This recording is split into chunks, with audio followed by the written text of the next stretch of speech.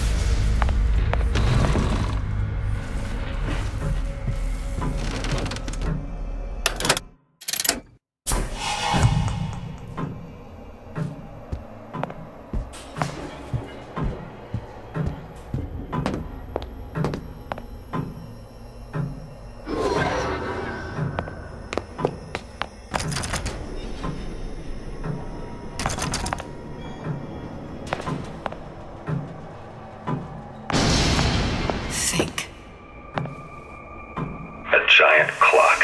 Sort of. Looks like the mechanism unlocks certain activities when Fink gives his blessing. So what? We're stuck waiting for the cuckoo to go off? No, there's a slot for some kind of key for manual winding. We just gotta find that. Sure seems like a lot of work to lock down a few doors. Yo, if there's one thing Fink loves, it's a lot of work.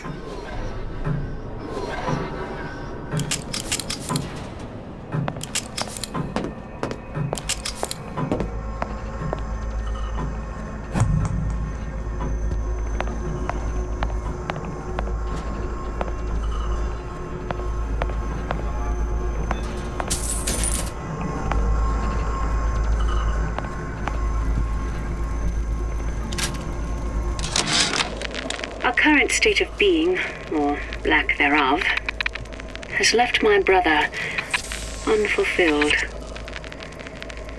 The biological urge to leave one's mark is strong, and it is not an impossibility. We could instantiate ourselves back in Columbia, return to an old life for the possibility of creating new. But we died in that world. Returning would mean giving up part of us. Ourselves. We'd become flesh and all that it is heir to. The mysteries of the universe would become once again mysteries. We've got the clock key.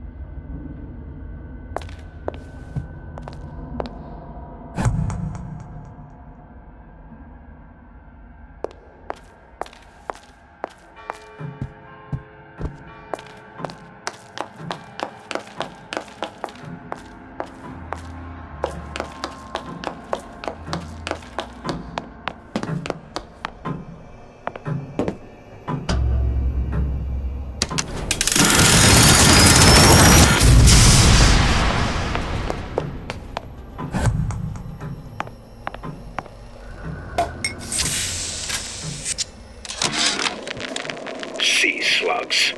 Goddamn sea slugs.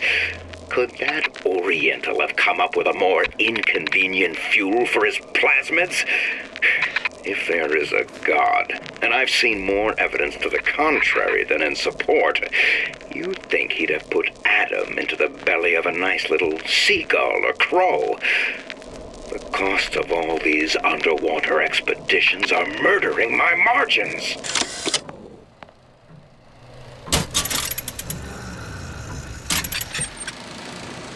As to the matter of religion, let me place myself in the camp of the agnostic. I pretend to understand the mysteries of the infinite no more than you, Comstock, or anyone else for that matter. But for the sake of argument, let's say this is all one unhappy accident, and we're all alone in our toils. Then who would Comstock use to control and shame us with rules that apply only to those with not a penny in their pocket? If there were no God, you could rest assured the first deed done by the first rich man would be inventing him.